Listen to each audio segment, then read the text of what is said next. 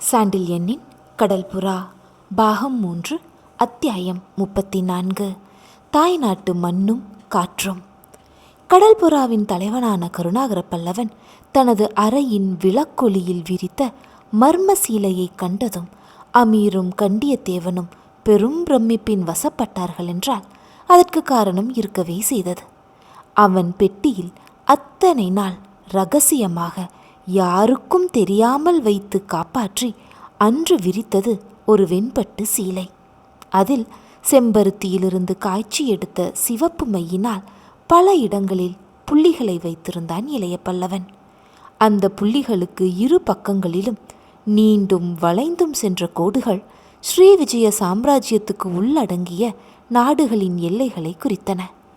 அந்த கோடுகளுக்குள் அடங்கி நின்ற புள்ளிகள் சென்ற 6 மாத காலத்தில் தாங்கள் விஜயம் செய்த பல இடங்களையும் நகரங்களையும் குறிக்கின்றன என்பதை புரிந்து கொண்ட அமீரும் கண்டியத்தேவனும் இளைய பல்லவன் தீர்க்க ஆலோசனையையும் அவன் முன்கூட்டி இட்ட திட்டங்களின் திட்டத்தையும் எண்ணி பெரும் வியப்புக்குள்ளாயினர். அந்த சீலையில் அக்கம் பக்கத்தில் இருந்த இரு கோடுகளுக்கு இடையே இருந்தது கடாரத்துக்கும் சொர்ணத்தீவுக்கும் இடையே திகழ்ந்த கடல் பிராந்தியம் என்பதையும், கோடுகளுக்கு அப்பால் உள்ளடங்கி தெரிந்த புள்ளிகள் பல ஊர்களை குறிக்கின்றன என்பதையும் புரிந்து கொண்ட அமீரும் கண்டியத்தேவனும் அந்த புள்ளிகள் இருந்த இடங்களை கண்டு ஸ்ரீவிஜயம் எத்தனை ஜாக்கிரதையாக சூழப்பட்டிருக்கிறது என்பதை எண்ணி ஆச்சரியத்தின் வசப்பட்டனர். அவர்களின் அந்த மர்மச் சீலையை பார்த்த பார்வையிலிருந்தும் அவர்கள் முகங்களில் தெரிந்த வியப்பு குறியிலிருந்தும் அவர்கள் ஸ்ரீவிஜயத்தின் நிலைமையை ஓரளவு புரிந்து கொண்டு விட்டார்கள் என்பதை உணர்ந்து கொண்ட இளைய பல்லவன் மீண்டும் தனது அரை கோடிக்கு சென்று பெட்டியை திறந்து கோழியின் வெண்ணிற இறகு ஒன்றை எடுத்துக்கொண்டு வந்தான். அந்த இறகை கொண்டு சென்ற 6 மாத சாதனையை விளக்கவும் முற்பட்டு, அமீர் தேவரே, உங்களுக்கு ஓரளவு நிலைமை புரிகிறது என்று நினைக்கிறேன். இருப்பினும் சற்று விளக்கமாக கூறுகிறேன் என்று சொல்லி, இதோ பாருங்கள், மொத்தம் 9 புள்ளிகள் இருபுறத்திலும் அடங்கி கிடக்கின்றன. அதாவது கடாரத்தின் கடற்கரையோரத்திற்குள் வடக்கிலிருந்து தெற்காக 5 புள்ளிகளும் சொர்ண பூமிக்குள் 4 புள்ளிகளும் தெரிகின்றன அல்லவா என வினவினான். ஆம், தெரிகிறது என்றான் அமீர் சீலையிலிருந்து கண்ணை எடுக்காமலும் தலை நிமிர்ந்து இளைய பல்லவனை பார்க்காமலும். புள்ளிகள் ஒவ்வொன்றும் ஒரு பிராந்தியத்தை குறிக்கும். இதன்படி கடாரத்தின் 5 பிராந்தியங்களுக்கும் சொர்ணத்தீவில் 4 பிராந்தியங்களுக்கும் நாம் விஜயம் செய்திருக்கிறோம் என்று சுட்டிக்காட்டினான் இளைய பல்லவன்.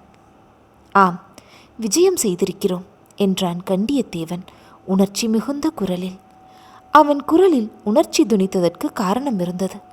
விஜயம் செய்த பிராந்தியங்களில் இளைய பல்லவன் சாதாரணமாக விஜயம் செய்யவில்லை என்பதையும், ஒவ்வொரு கடற்போருக்கு பின்பே விஜயம் செய்திருக்கிறான் என்பதையும் கண்டியத்தேவன் உணர்ந்திருந்ததாலும் அந்த விஜயங்களின் பலனையும் அவன் அறிந்திருந்ததாலும் அவன் குரலில் சற்றே நெகிழ்ச்சி தெரிந்தது. அந்த நெகிழ்ச்சியை காதில் வாங்கிய இளைய பல்லவன் முகத்தில் மகிழ்ச்சி குறி பரவியது. ஆம் தேவரே, நாம் இந்த ஒவ்வொரு இடத்தையும் ஒவ்வொரு கடற்போருக்கு பின்புதான் அடைந்திருக்கிறோம் என்று கூறிய அவன் குரலிலும் அந்த மகிழ்ச்சி இருந்தது. அமீரும் அந்த மகிழ்ச்சியில் கலந்து கொண்டு, அது மட்டுமல்ல இளைய பல்லவரே, ஒவ்வொரு இடத்தையும் அடைந்த போது வெறும் கையுடன் அடையவில்லை என்றான் உற்சாகம் குரலில் ததும்ப. இல்லை அமீர், வெறும் கையுடன் போகவில்லை, நாம் கைப்பற்றிய மரக்கலங்களுடன் சென்றோம் என்று சுட்டிக்காட்டினான் இளைய பல்லவன். அது மாத்திரமா? அந்த மரக்கலங்களை அந்த இடங்களுக்கு பரிசாகவும் தந்தோம். நாம் கைப்பற்றிய மரக்கலங்கள் இன்று நம்மிடம் இருந்தால் பெரும் கடற்படை நம் வசம் இருக்கும் என்ற கண்டியத்தேவன் குரலில் வருத்தம் துணித்தது. அந்த வருத்தத்தில் பங்கு கொள்ள மறுத்த இளைய பல்லவன், தேவரே, அந்த மரக்கலங்கள் நம் வசம் இருந்தால் நாம் என்ன செய்திருக்க முடியும் என்று வினவினான். இன்று ஸ்ரீ விஜயத்தை அதிக பலத்துடன் எதிர்க்கலாம் என்றான் கண்டியத்தேவன். உமது படைபலம் பெருகுவதை ஜெயவர்மன் பார்த்து கொண்டு வாளாவிருப்பான் என்று நினைக்கிறீரா? இதை கேட்ட இளைய பல்லவன் குரலில் வியப்பு இருந்தது. இல்லாமல் என்ன செய்வான்? கண்டியத்தேவன் தங்கள் பலத்தில் உள்ள பெருமை குரலில் துணிக்க கேட்டான். நன்றாக யோசித்து பாரும். தமிழகம் ஸ்ரீவிஜயத்தின் விரோதி. தற்பொழுது தமிழர்களின் கடற்படையொன்று உருவாகிறது ஸ்ரீவிஜயத்தின் அருகே. அதற்கு மேலும் மேலும் மரக்கலங்கள் கிடைத்து வருகின்றன. இத்தகைய நிலைமையில் ஸ்ரீவிஜயத்தின் சக்கரவர்த்தி கையை கட்டி கொண்டு உட்கார்ந்திருக்க முடியாது. நான் சக்கரவர்த்தியாய் இருந்தால் முதலில் என் படையை மானக்காவரத்தின் மீது ஏவி அதை அழித்து விடுவேன். அதைத்தான் ஜெயவர்மனும் செய்திருப்பான் என்றான் இளைய பல்லவன். அதை இப்பொழுது ஏன் செய்யக்கூடாது என்று அமீர் வினவினான். நம் சாதனை என்னுடன் சதா இருக்கும் உங்களுக்கே புரியவில்லையே, அவனுக்கு எப்படி புரியும்? அமீர், ஜெயவர்மனுக்கு அணுகி வரும் ஆபத்தின் பயங்கரம் இன்னும் புரியவில்லை. நமது படையை ஒரு கடற்படையாக அவன் மதிக்கவில்லை. இது ஒரு கொள்ளை கூட்டம் என்றுதான் நினைக்கிறான். ஆகவே என்னை கைப்பற்றி கடல் புறாவை அழிப்பவர்களுக்கு வெகுமதி அளிப்பதாகவும் பறைசாற்றி இருக்கிறான் என்று விளக்கினான் இளைய பல்லவன். ஆம், உண்மை என்று ஒப்புக்கொண்டான் அமீர். இளைய பல்லவன் மேலும் விளக்கினான். கடல் மோகினியை தளமாக கொண்ட பிறகு சென்ற 6 மாதங்களில் 12 முறை கடற்போரில் நாம் ஈடுபட்டோம். கலிங்கத்தின் மரக்கலங்கள் பலவற்றை தாக்கினோம், கொள்ளையிட்டோம், சிலவற்றை அழித்தோம், சிலவற்றை கைப்பற்றினோம். கைப்பற்றிய மரக்கலங்களை அருகில் இருந்த தமிழர் நகரங்களுக்கு செலுத்தி சென்றோம். அந்த மரக்கலங்களை தமிழர்களுக்கு பரிசாகவும் கொடுத்தோம். அவற்றை பதனப்படுத்தி போரிடும் சன்னதத்திலும் வைத்தோம். முடிவு என்ன தெரியுமா? நன்றாக கவனியுங்கள் இந்த பட்டு சீலையை. இந்த புள்ளிகள் ஒவ்வொன்றும் தமிழர் பாசறை. இப்படி 5 பாசறைகள் கடாரத்தின் மேற்கு தரையிலும் 4 பாசறைகள் சொர்ணத்தீவின் கிழக்கு கரையோரமாகவும் அமைந்திருக்கின்றன. இந்த பாசறைகளுக்கு கப்பல் தளங்களுக்கு இடையே உள்ளது ஸ்ரீவிஜயத்தின் கடல் பகுதி. ஆகவே ஸ்ரீவிஜயத்தின் கடற்பகுதி இன்று நமது பிடியில் இருக்கிறது. நன்றாக புள்ளிகளை உற்று பாருங்கள். இதோ மாயிருதிங்கம், லங்கசோகம், மாப்பாப்பாலம், மாவிளம்பகம், தலைத்தக்கோலம் இவை அனைத்தும் கடாரத்தின் ஓரத்தில் இருக்கின்றன. சொர்ணத்தீவின் பகுதியில் அக்ஷயமுனை, பண்ணை, மலையூர் இந்த 3ம் இருக்கின்றன. 4வது புள்ளிதான் ஸ்ரீவிஜயம். சீலையின் நிலையை நன்றாக பார்த்தால் புரிந்து கொள்வீர்கள். ஸ்ரீவிஜயத்தின் மீது தமிழர் கடற்படையின் 8 வேல்கள் திரும்பியிருக்கின்றன என்று. இன்று ஸ்ரீவிஜயத்தின் கடல் பிராந்தியம், இந்த முக்கிய ஜலசந்தி நமது கையில் இருக்கின்றது. தமிழர் இடங்கள் விட்டுவிட்டும் பரவி கிடப்பதால் அவற்றின் பலம் எதிரிக்கு தெரியவில்லை. ஆனால் போர் என்று ஏற்படும்போது கலிங்கத்தாலோ வேறு எந்த நாட்டாலோ எந்தவித உதவியும் ஸ்ரீவிஜயத்துக்கு கிடையாது.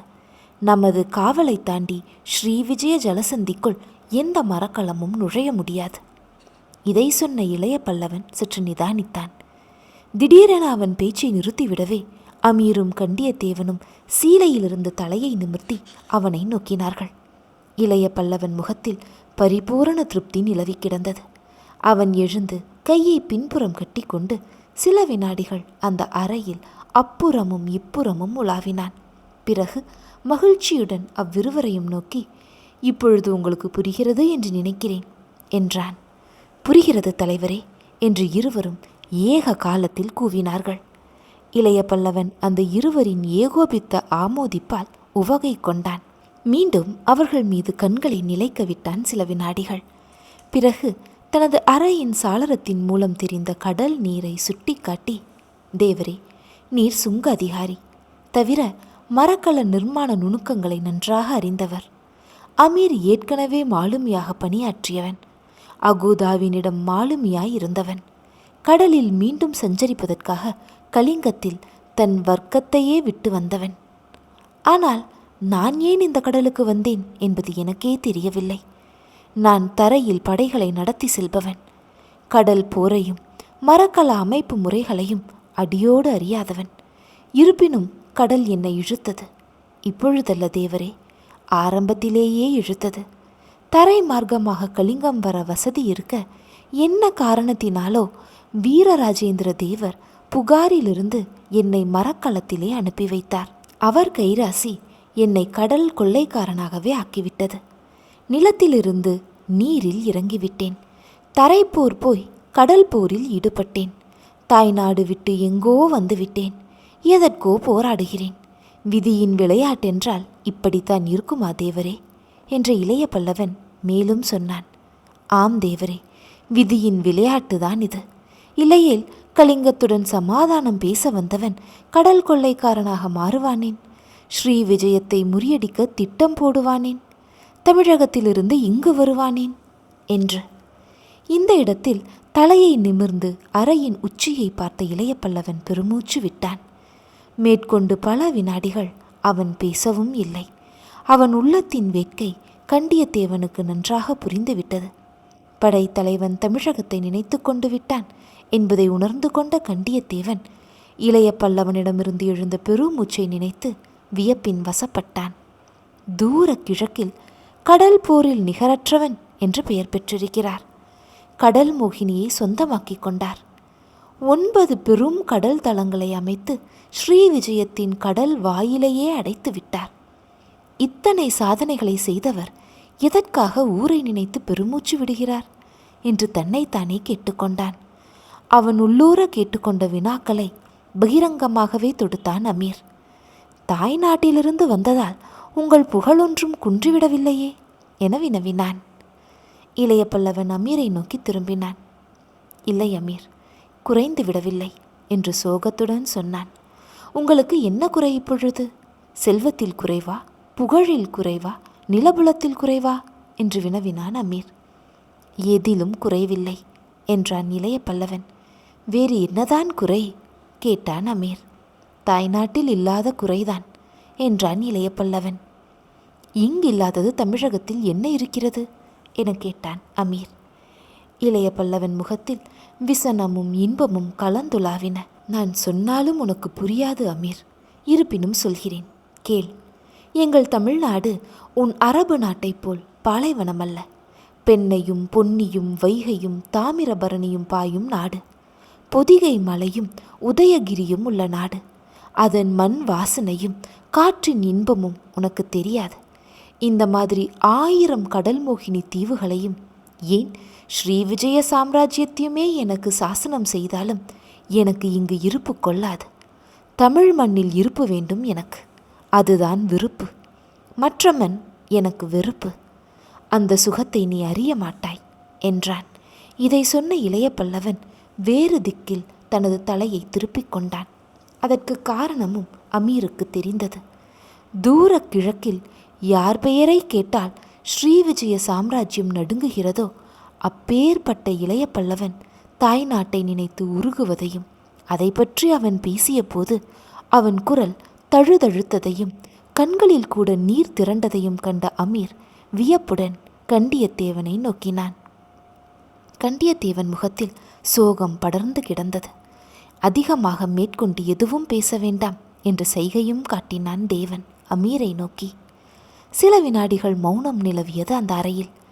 திடீரென்று சோகமும் அன்பும் கலந்த குரலில் கேட்டான் இளைய பல்லவன் அவர்களை நோக்கி திரும்பாமலே. அமீர், பாரதத்தில் ராமாயணம் என்ற நூல் இருக்கிறது, தெரியுமா உனக்கு என்று. கேள்விப்பட்டிருக்கிறேன் என்றான் அமீர், அந்த நூலை பற்றி எதற்கு பிரஸ்தாபம் என்பதை அறியாமல். அதன் கதாநாயகன் ராமன் சொல்கிறான், எந்த தேசத்திலும் மனைவிமார்கள் அகப்படுவார்கள், பந்துக்கள் அகப்படுவார்கள், ஆனால் சகோதரன் கிடைக்கும் நாட்டை மட்டும் நான் கண்டதில்லை என்று. அது தாய் நாட்டுக்கும் பொருந்தும். 1000 நாடுகள் கிடைக்கலாம் நமக்கு, ஆனால் அவை அனைத்தும் தாய்நாடாகாது என்றான் இளைய பல்லவன். அப்படி சொல்லிக்கொண்டே ஒரு புறத்தில் இருந்த திசை காட்டும் கருவியை எடுத்து நோக்கினான்.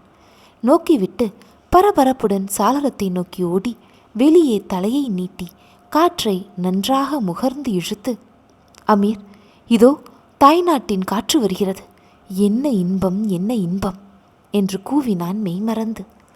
பிறகு திரும்பிய படைத்தலைவன் பல வினாடிகள் கழித்து அவர்கள் இருவருக்கும் வெளியே செல்ல விடையளித்தான். இருவரும் சென்றதும் தனது பஞ்சனையில் மல்லாந்து விழுந்தான். அவன் வாழ்வின் முக்கிய கட்டங்கள் எல்லாம் அவன் மனக்கண் முன்பு வலம் வந்தன. கலிங்கம் வந்தது, காஞ்சனா வந்தாள், மஞ்சளழகி வந்தாள், சொர்ணபூமியும் வந்தது. ஆனால் தொண்டை மண்டலமும் சோழ மண்டலமும் பாண்டிய நாடும் சேரர் ஊரும் அவன் மனத்தை ஆக்கிரமித்து கொண்டன. சீக்கிரம் ஸ்ரீ விஜயத்தை சீர்படுத்தி காஞ்சனாதேவி கழித்துவிட்டு தாய்நாடு திரும்புகிறேன். கடாரத்தில் காலை வைத்ததும் போருக்கு ஏற்பாடு செய்கிறேன் என்று தன் மார்பு மீது கையை வைத்து பிரதிஞ்ஞையும் செய்தான் படைத்தலைவன். அடுத்து 4 நாட்களில் கடல்புறா கடாரத்தை அடைந்தது. ஆனால் பிரதிஞ்ஞைகளுக்கு பிரதிகூலம் காத்திருந்தது அங்கே. கடல்புறா கடாரத்தின் துறைமுகத்தில் நங்கூரம் பாய்ச்சியதும் வந்தது அழைப்பு. அழைத்தவனை பார்க்க விரைந்தான் படைத்தலைவன் படகு மூலம் துறையை எய்தி. ஆனால் அவனுக்காக அரண்மனையில் காத்திருந்த மனிதனை கண்டதும் பேரதிர்ச்சி ஏற்பட்டது படைத்தலைவனுக்கு. அவன் உத்தரவு அந்த அதிர்ச்சியை உச்ச நிலைக்கு கொண்டு சென்றது. உன்னை சிறை செய்ய கட்டளை எனக்கு என்று மிக நிதானமாக அறிவித்தான் இளைய பல்லவனை அழைத்தவன்.